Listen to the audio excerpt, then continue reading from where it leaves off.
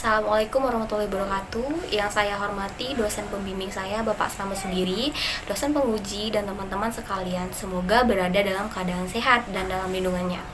Di sini saya akan memaparkan penelitian saya yang berjudul Volatilitas arus kas dan keputusan struktur modal. Pengaruh adopsi IFRS 9 pada perusahaan manufaktur di Indonesia. Pemaparan proposal ini akan menampilkan 3 poin penting dalam rancangan penelitian ini, yaitu latar belakang penelitian, literatur, dan metode penelitian. Latar belakang penelitian.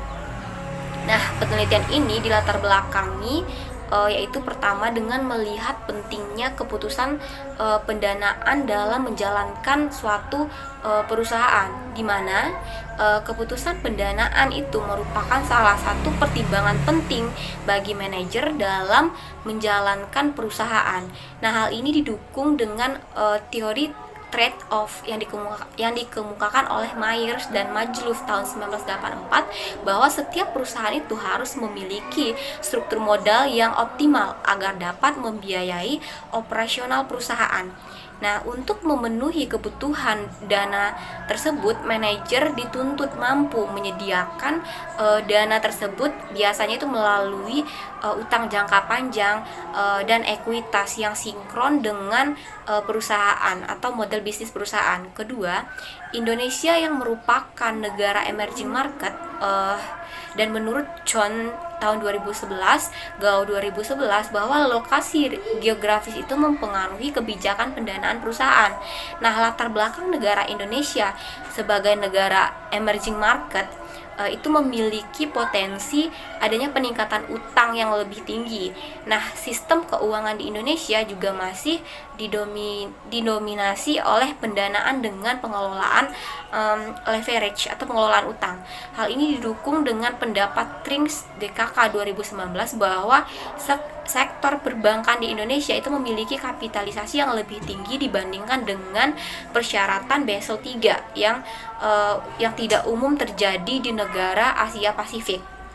Kemudian latar belakang ketiga, adanya fenomena bahwa pendapatan perusahaan yang tidak pasti dan besarnya beban produksi itu membuat perusahaan mengalami ketidakstabilan arus kas. Nah, kesulitan arus kas yang berkelanjutan itu membuat perusahaan mengalami kesulitan dalam beroperasi atau dalam operasionalnya. Namun hal ini masih diperdebatkan di kalangan penelitian terkait dengan informasi arus kas dalam memprediksi kegagalan perusahaan.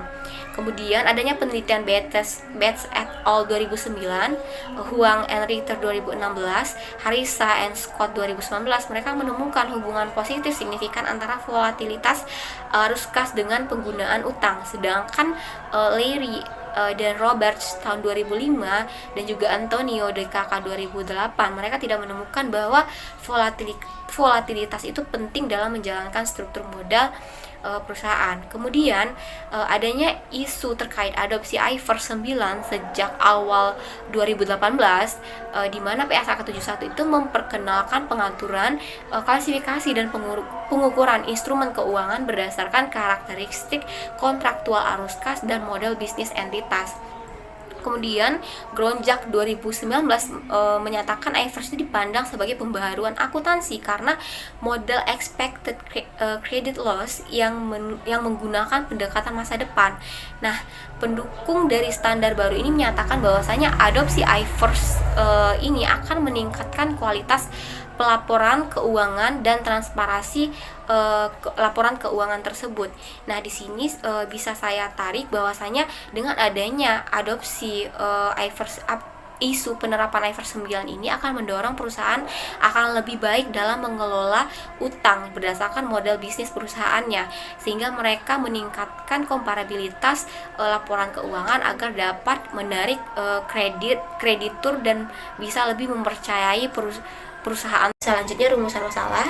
Nah, volatilitas arus kas merupakan kondisi arus kas yang tidak stabil atau berfluktuatif. Kondisi ini menyebabkan ketidakpastian perubahan arus kas yang negatif yang tidak terduga itu mengakibatkan perusahaan tidak mampu menghasilkan arus kas yang cukup untuk memenuhi kebutuhan kas perusahaan. Nah, salah satu respon manajer dalam menanggapi peningkatan volatilitas arus kas yaitu dengan meningkatkan tingkat utang dalam struktur modal perusahaan.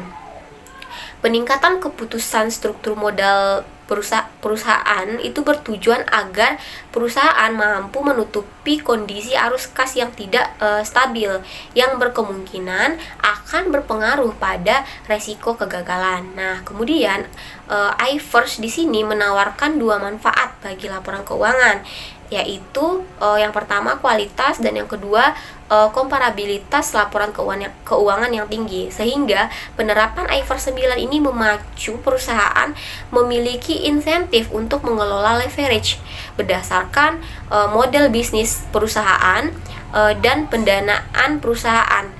Nah, keterbandingan antara laporan keuangan perusahaan yang tinggi itu membuat perusahaan lebih memaksimalkan pertimbangan dalam membuat keputusan struktur modal.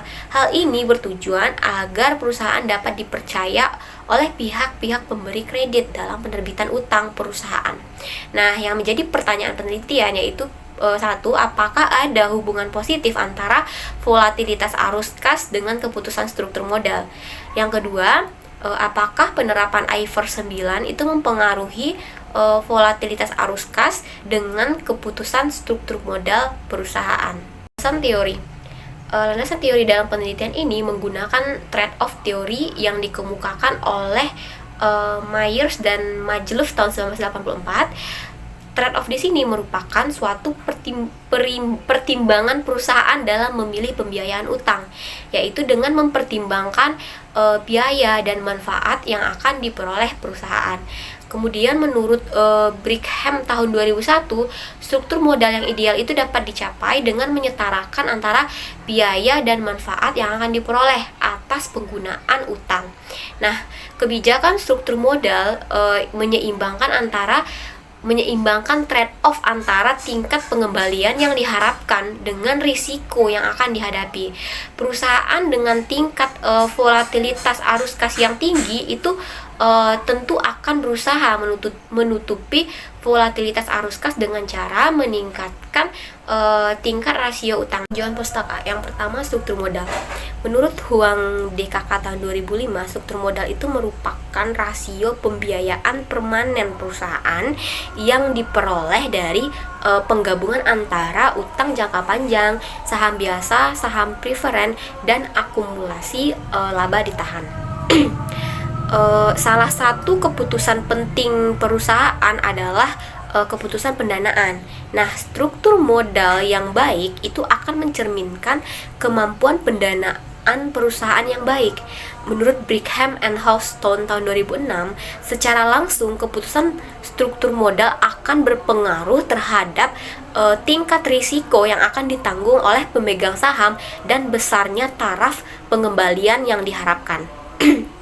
Kemudian yang kedua yaitu volatilitas arus kas. Secara lebih umum, informasi arus kas itu akan mempermudah analis menilai kemampuan perusahaan dalam meningkatkan pembiayaan, kapasitas, dan memenuhi kewajiban dividen. Kemudian Desho and Div tahun 2002 menyatakan volatilitas arus kas itu merupakan skema atau tingkat penyebaran distribusi arus kas perusahaan. Selanjutnya penerapan iFirst 9. Nah, iFirst 9 itu merupakan standar akuntansi terkait dengan instrumen keuangan yang efektif pada 1 Januari 2018 di emiten pasar Eropa dan akan menggantikan IAS 9. Gronja 2019 itu menyatakan iFirst itu dipandang sebagai pembaharuan akuntansi dengan model expected credit loss yang menggunakan pendekatan masa depan. Nah, banyak pihak yang menganggap iFirst lebih komprehensif dibanding prinsip-prinsip akuntansi yang berlaku di tingkat lokal. Selanjutnya, pendukung standar baru ini menyatakan bahwa adopsi iFirst itu akan meningkatkan kualitas laporan keuangan dan transparansi. Itu adalah menurut hipotesis. Yang pertama, volatilitas arus kas itu dapat dilihat dari fluktuasi di lingkungan operasi yang ditandakan dengan naik dan turunnya jumlah arus kas yang dimiliki perusahaan. Brigham et al. 2001 menyatakan berdasarkan trade-off teori, optimalisasi struktur modal dapat dicapai dengan menyamakan antara biaya dan manfaat yang diperoleh atas penggunaan utang. Nah, kemudian Harisa dan Scott 2019 menyatakan salah satu cara perusahaan menanggapi peningkatan volatilitas arus kas yaitu dengan meningkatkan penggunaan utang. Nah, penelitian Test DKK 2009, Huang and Ritter 2016, Harisa dan Scott 2019 itu menemukan hubungan positif dan signifikan antara volatilitas arus kas dan penggunaan utang, sehingga hipotesis 1 yaitu volatilitas arus kas berpengaruh positif terhadap keputusan struktur modal perusahaan. Hipotesis 2 yaitu salah satu tindakan yang diambil pemerintah untuk meningkatkan kredit dan pasar modal adalah dengan melakukan adaptasi model akuntansi ke standar internasional yang berlaku umum secara nasional melalui International Financial Reporting Standard atau IFRS. Nah, penelitian yang dilakukan oleh Hawke DKK tahun 2012, Gao dan Sidhu 2014, Naranjo DKK 2015, Benish et al. 2015 itu mengidentifikasi perilaku positif dalam penerapan IFRS terkait dengan pemberian kredit oleh perbankan sehingga meningkatkan keputusan pendanaan perusahaan. Nah, sehingga penerapan IFRS di sini memacu perusahaan untuk mengelola utang untuk tujuan pendanaan perusahaan. Hipotesis 2 yang diajukan yaitu penerapan IFRS berpengaruh terhadap hubungan antara volatilitas arus kas dan keputusan struktur modal. Metode penelitian pada penelitian ini, yang pertama variabel dependen yaitu struktur modal, yaitu dengan debt equity ratio dengan membagikan total utang dan total ekuitas. Nah, variabel independen volatilitas arus kas yaitu proksinya mengikuti Friend and Lang tahun 1988 dengan menghitung standar deviasi selama beberapa tahun dari arus kas operasi, yaitu FCF sama dengan standar deviasi arus kas pada tahun T dibagi dengan total aktiva. Nah, variabel kontrol yang digunakan pada penelitian ini yaitu ukuran perusahaan, aset berwujud, profitabilitas. Untuk populasi dan sampel, metode sampel yaitu pervasive sampling perusahaan manufaktur pada periode 2015 sampai dengan 2020. Database yang digunakan berdasarkan diambil dari BFD Osiris. Demikian presentasi hari ini. Terima kasih kepada dosen pembimbing, dosen penguji, dan teman-teman sekalian. Mohon maaf atas kesalahan dan kekurangan. Saya sudahi dengan Assalamualaikum warahmatullahi wabarakatuh.